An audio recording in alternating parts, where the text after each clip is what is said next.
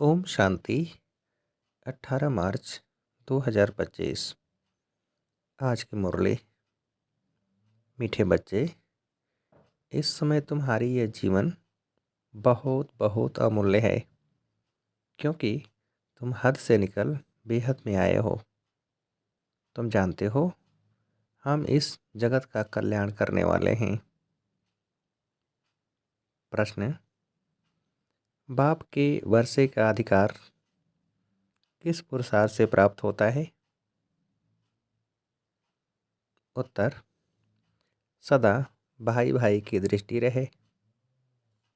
स्त्री पुरुष का जो भान है वह निकल जाए, तब बाप के वर्षे का पूरा अधिकार प्राप्त हो। परंतु स्त्री पुरुष का भान व यह दृष्टि निकलना बड़ा मुश्किल है। इसके लिए देही अभिमानी बनने का अभ्यास चाहिए। जब बाप के बच्चे बनेंगे तब वर्षा मिलेगा। एक बाप की याद से सतो प्रधान बनने वाले ही मुक्ति, जीवन मुक्ति का वर्षा पाते हैं। गीत: आखिर वह दिन आया आज। ओम शांति। बच्चे जानते हैं, ओम माना अहम आत्मा, मम शरीर। अभी तुम इस ड्रामा को, सृष्टि चक्र को और इस सृष्टि चक्र के जानने वाले बाप को जान गए हो, क्योंकि चक्र को जानने वाले को रचता ही कहेंगे। रचता और रचना को और कोई भी नहीं जानते हैं। भल पढ़े लिखे बड़े बड़े विद्वान पंडित आदि हैं, उन्हें अपना घमंड तो रहता है ना, परंतु उनको यह पता नहीं है। कहते भी हैं ज्ञान, भक्ति और वैराग्य। अब यह तीन चीज़ें हो जाती हैं, इनका भी अर्थ नहीं समझते। सन्यासियों को वैराग्य आता है घर से। उन्हों को भी ऊंच और नीच की ईर्ष्या रहती है। यह ऊंच कुल का है, यह मध्यम कुल का है, इस पर उन्हों का बहुत चलता है। कुंभ के मेले में भी उन्हों का बहुत झगड़ा हो पड़ता है कि पहले किसकी सवारी चले। इस पर बहुत लड़ते हैं, फिर पुलिस आकर छुड़ाती है। तो यह भी देह अभिमान हुआ ना। दुनिया में जो भी मनुष्य मात्र हैं, सब हैं देह अभिमानी। तुमको तो अब देही अभिमानी बनना है। बाप कहते हैं, देह अभिमान छोड़ो, अपने को आत्मा समझो। आत्मा ही पतित बनी है, उसमें खाद पड़ी है। आत्मा ही सतो प्रधान तमो प्रधान बनती है। जैसी आत्मा वैसा शरीर मिलता है। श्री कृष्ण की आत्मा सुंदर है तो शरीर भी बहुत सुंदर होता है। उनके शरीर में बहुत कशिश होती है। पवित्र आत्मा ही कशिश करती है। लक्ष्मी नारायण की इतनी महिमा नहीं है जैसे श्री कृष्ण की है, क्योंकि श्री कृष्ण तो पवित्र छोटा बच्चा है। यहाँ भी कहते हैं छोटा बच्चा और महात्मा एक समान है। महात्माएं तो फिर भी जीवन का अनुभव कर फिर विकारों को छोड़ते हैं। घृणा आती है, बच्चा तो है ही पवित्र, उनको ऊंच महात्मा समझते हैं। तो बाप ने समझाया है, यह निवृत्ति मार्ग वाले सन्यासी भी कुछ थमाते हैं। जैसे मकान आधा पुराना होता है तो फिर मरम्मत की जाती है। सन्यासी भी मरम्मत करते हैं। पवित्र होने से भारत थमा रहता है। भारत जैसा पवित्र और धनवान खंड और कोई हो नहीं सकता। अब बाप तुमको रचता और रचना के आदि मध्य अंत की स्मृति दिलाते हैं, क्योंकि यह बाप भी है, टीचर भी है, गुरु भी है। गीता में श्री कृष्ण भगवान वाच लिख दिया है। उनको कभी बाबा कहेंगे क्या, अथवा पतित पावन कहेंगे क्या? जब मनुष्य पतित पावन कहते हैं तो श्री कृष्ण को याद नहीं करते, वह तो भगवान को याद करते हैं। फिर कह देते पतित पावन सीताराम, रघुपति राघव राजा राम। कितना मुझारा है। बाप कहते हैं मैं तुम बच्चों को आकर यथार्थ रीति सभी वेदों शास्त्रों आदि का सार बताता हूँ। पहली पहली मुख्य बात समझाते हैं कि तुम अपने को आत्मा समझो और बाप को याद करो तो तुम पावन बनेंगे। तुम हो भाई भाई, फिर ब्रह्मा की संतान कुमार कुमारियाँ तो भाई बहन हो गए। ये बुद्धि में याद रहे। असल में आत्माएं भाई भाई हैं, फिर यहाँ शरीर में आने से भाई बहन हो जाते हैं। इतनी भी बुद्धि नहीं है समझने की। वह हम आत्माओं का फादर है तो हम ब्रदर्स ठहरे ना। फिर सर्वव्यापी कैसे कहते हैं? वर्षा तो बच्चे को ही मिलेगा, फादर को तो नहीं मिलता। बाप से बच्चे को वर्षा मिलता है। ब्रह्मा भी शिव बाबा का बच्चा है ना, इनको भी वर्षा उनसे मिलता है। तुम हो जाते पोत्रे पोत्रियाँ, तुमको भी हक है। तो आत्मा के रूप में सब बच्चे हो, फिर शरीर में आते हो तो भाई बहन कहते हो, और कोई नाता नहीं। सदा भाई भाई की दृष्टि रहे, स्त्री पुरुष का भान भी निकल जाए। जब मेल फीमेल दोनों ही कहते हो ओ गॉड फादर, तो भाई बहन हुए ना। भाई बहन तब होते हैं जब बाप संगम पर आकर रचना रचते हैं, परंतु स्त्री पुरुष की दृष्टि बड़ा मुश्किल निकलती है। बाप कहते हैं तुमको देही अभिमानी बनना है। बाप के बच्चे बनेंगे तभी वर्षा मिलेगा। मामी कम याद करो तो सतो प्रधान बनेंगे। सतो प्रधान बनने बिगड़ तुम वापस मुक्ति जीवन मुक्ति में जा नहीं सकेंगे। यह युक्ति सन्यासी आदि कभी नहीं बताएंगे। वैसे कभी कहेंगे नहीं कि अपने को आत्मा समझ बाप को याद करो। बाप को कहा जाता है परमपिता परमात्मा सुप्रीम। आत्मा तो सबको कहा जाता है, परंतु उनको परमात्मा कहा जाता है। वह बाप कहते हैं बच्चों मैं आया हूँ तुम बच्चों के पास। हमको बोलने के लिए मुख तो चाहिए ना। आजकल देखो जहाँ तहाँ गौमुख जरूर रखते हैं। फिर कहते हैं गौमुख से अमृत निकलता है। वास्तव में अमृत तो कहा जाता है ज्ञान को। ज्ञान अमृत मुख से ही निकलता है, पानी की तो इसमें बात नहीं। यह गौ माता भी है, बाबा इनमें प्रवेश हुआ है। बाप ने इन द्वारा तुमको अपना बनाया है, इनसे ज्ञान निकलता है।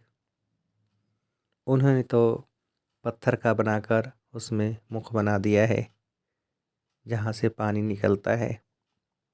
वह तो भक्ति की रस्म हो गई ना। यथार्थ बातें तुम जानते हो। भीष्म पितामह आदि को तुम कुमारियों ने बाण लगाए हैं। तुम तो ब्रह्मा कुमार कुमारियाँ हो, तो कुमारी किसकी होगी? अधर कुमारी और कुमारी दोनों के मंदिर हैं। प्रैक्टिकल में तुम्हारा यादगार मंदिर है ना।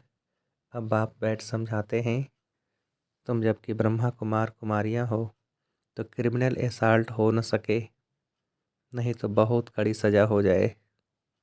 देह अभिमान में आने से यह भूल जाता है कि हम भाई बहन हैं। यह भी बीके है ना, हम भी बीके हैं, तो विकार की दृष्टि जा न सके। परंतु आसुरी संप्रदाय के मनुष्य विकार के बिगड़ रह नहीं सकते तो बिघन डालते हैं। अभी तो ब्रह्मा कुमार कुमारियों को बाप से वर्षा मिलता है। बाप के श्रीमत पर चलना है, पवित्र बनना है। यह है इस विकारी मृत्यु लोक का अंतिम जन्म। यह भी कोई जानते नहीं। अमर लोक में विकार कोई होते नहीं। उन्हों को कहा ही जाता है सतो प्रधान संपूर्ण निर्विकारी। यहाँ हैं तमो प्रधान संपूर्ण विकारी, गाते भी हैं वह संपूर्ण निर्विकारी। हम विकारी पापी हैं, संपूर्ण निर्विकारियों की पूजा करते हैं। बाप ने समझाया है तुम भारतवासी ही पूज्य सो फिर पुजारी बनते हो। इस समय भक्ति का प्रभाव बहुत है। भक्त भगवान को याद करते हैं कि आकर भक्ति का फल दो। भक्ति में क्या हाल हो गया है, बाप ने समझाया है। मुख्य धर्म शास्त्र 4 हैं। एक तो है डिटिज्म, इसमें ब्राह्मण देवता क्षत्रिय तीनों ही आ जाते हैं। बाप ब्राह्मण धर्म स्थापन करते हैं। ब्राह्मणों की चोटी है संगम युग की। तुम ब्राह्मण अभी पुरुषोत्तम बन रहे हो। ब्राह्मण बने फिर देवता बनते हो। वह ब्राह्मण भी हैं विकारी, वह भी इन ब्राह्मणों के आगे नमस्ते करते हैं। ब्राह्मण देवी देवता नमः कहते हैं क्योंकि समझते हैं वह ब्रह्मा की संतान थे। हम तो ब्रह्मा की संतान नहीं हैं। अभी तुम ब्रह्मा की संतान हो, तुमको सब नमः करेंगे। तुम फिर देवी देवता बनते हो।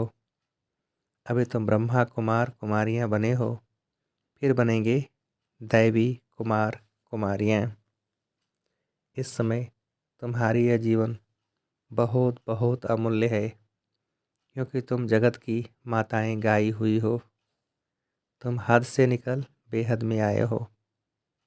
तुम जानते हो हम इस जगत का कल्याण करने वाले हैं, तो हर एक जगत अम्बा जगत पिता ठहरे।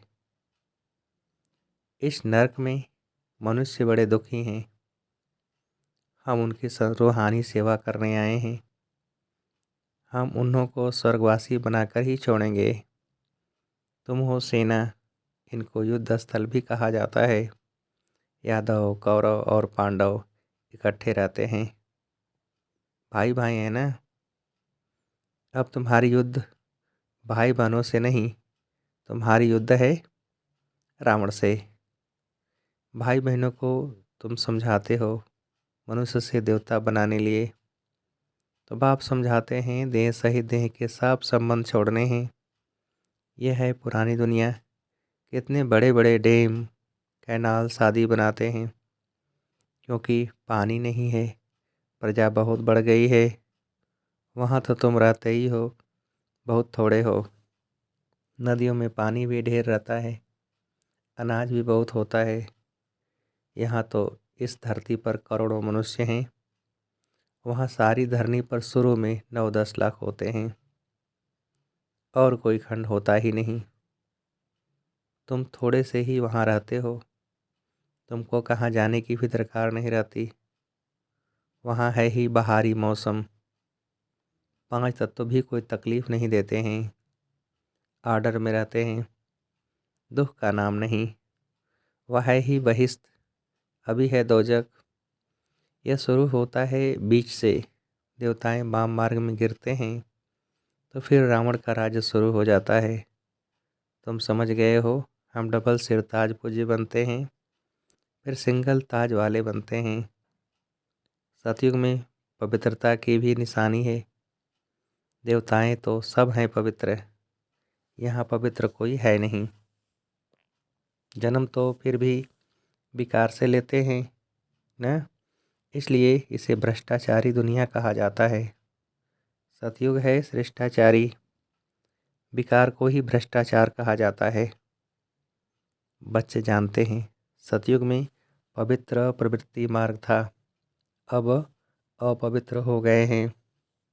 अब फिर पवित्र श्रेष्ठाचारी दुनिया बनती है। सृष्टि का चक्कर फिरता है ना। परमपिता परमात्मा को ही पतित पावन कहा जाता है। मनुष्य कह देते हैं भगवान प्रेरणा करता है। अब प्रेरणा माना विचार, इसमें प्रेरणा की तो कोई बात नहीं। वह खुद कहते हैं हमको शरीर का आधार लेना पड़ता है, मैं बिगर मुख के शिक्षा कैसे दूं। प्रेरणा से कोई शिक्षा दी जाती है क्या? भगवान प्रेरणा से कुछ भी नहीं करते हैं। बाप तो बच्चों को पढ़ाते हैं, प्रेरणा से पढ़ाई थोड़ा ही हो सकती। सिवाय बाप के सृष्टि की आदि मध्य अंत का राज कोई भी बता न सके। बाप को ही नहीं जानते हैं। कोई कहते लिंग है, कोई कहते अखंड ज्योति है, कोई कहते ब्रह्म ही ईश्वर है। तत्वज्ञानी ब्रह्मज्ञानी भी है ना। शास्त्रों में दिखा दिया है 84 लाख योनियाँ। अब अगर 84 लाख जन्म होते तो कल्प बहुत बड़ा चाहिए, कोई हिसाब ही निकाल न सके। वह तो सतयुग को ही लाखों वर्ष का देते हैं। बाप कहते हैं सारा सृष्टि चक्र ही 5000 वर्ष का है। 84 लाख जन्मों के लिए तो टाइम भी इतना चाहिए ना। यह शास्त्र सब हैं भक्ति मार्ग के। बाप कहते हैं मैं आकर तुमको इन सब शास्त्रों का सार समझाता हूँ। यह सब भक्ति मार्ग की सामग्री है। इनसे कोई भी मेरे को प्राप्त नहीं करते। मैं जब आता हूँ तभी सबको ले जाता हूँ। मुझे बुलाते ही हैं हे पतित पावन आओ, पावन बनाकर हमको पावन दुनिया में ले चलो। फिर ढूंढने के लिए धक्के क्यों खाते हो? कितना दूर दूर पहाड़ आदि पर जाते हैं। आजकल तो कितने मंदिर खाली पड़े हैं, कोई जाता नहीं है। अभी तुम बच्चे ऊंच ते ऊंच बाप की बायोग्राफी को भी जान गए हो। बाप बच्चों को सब कुछ देकर फिर 60 वर्ष बाद वानप्रस्थ में बैठ जाते हैं। यह रस्म भी अभी की है, त्यौहार भी सब इस समय के हैं। तुम जानते हो अभी हम संगम पर खड़े हैं, रात के बाद फिर दिन होगा। अब तो घोर अंधियारा है। गाते भी हैं ज्ञान सूर्य प्रगटा। तुम बाप को और रचना के आदि मध्य अंत को अब जानते हो। जैसे बाप नॉलेजफुल है, तुम भी मास्टर नॉलेजफुल हो गए। तुम बच्चों को बाप से वर्षा मिलता है बेहद के सुख का। लौकिक बाप से तो हद का वर्षा मिलता है, जिससे अल्पकाल का सुख मिलता है, जिनको सन्यासी कागविष्टा समान सुख का देते हैं। वह फिर यहाँ आकर सुख के लिए पुरुषार्थ कर न सके। वह है ही हठ योगी, तुम हो राजयोगी। तुम्हारा योग है बाप के साथ, उन्हों का है तत्व के साथ। यह भी ड्रामा बना हुआ है। अच्छा, मीठे मीठे से खेलते बच्चों प्रति माता पिता बाप दादा का याद प्यार और गुड मॉर्निंग। रूहानी बाप की रूहानी बच्चों को नमस्ते। हम रूहानी बच्चों की रूहानी बाप को नमस्ते। धारणा के लिए मुख्य सार पहली पॉइंट, पावन बनने के लिए हम आत्मा भाई भाई हैं, फिर ब्रह्मा बाप की संतान भाई बहन हैं। यह दृष्टि पक्की करनी है। आत्मा और शरीर दोनों को ही पावन सतो प्रधान बनाना है। देह अभिमान छोड़ देना है। दूसरी पॉइंट, मास्टर नॉलेजफुल बन सभी को रचता और रचना का ज्ञान सुनाकर घोर अंधियारे से निकालना है। नरकवासी मनुष्यों की रूहानी सेवा कर स्वर्गवासी बनाना है। वरदान, मास्टर ज्ञान सागर बन ज्ञान की गहराई में जाने वाले अनुभव रूपी रत्नों से संपन्न भव। विस्तार, जो बच्चे ज्ञान की गहराई में जाते हैं वे अनुभव रूपी रत्नों से संपन्न बनते हैं। एक है ज्ञान सुनना और सुनाना, दूसरा है अनुभवी मूर्त बनना। अनुभवी सदा अविनाशी और निर्विघ्न रहते हैं, उन्हें कोई भी हिला नहीं सकता। अनुभवी के आगे माया की कोई भी कोशिश सफल नहीं होती। अनुभवी कभी धोखा नहीं खा सकते। इसलिए अनुभवों को बढ़ाते हुए हर गुण के अनुभवी मूर्त बनो। मनन शक्ति द्वारा शुद्ध संकल्पों का स्टॉक जमा करो। स्लोगन, फरिश्ता वह है जो देह के सूक्ष्म अभिमान के संबंध से भी न्यारा है। फरिश्ता वह है जो देह के सूक्ष्म अभिमान के संबंध से भी न्यारा है। अच्छा, ओम शांति।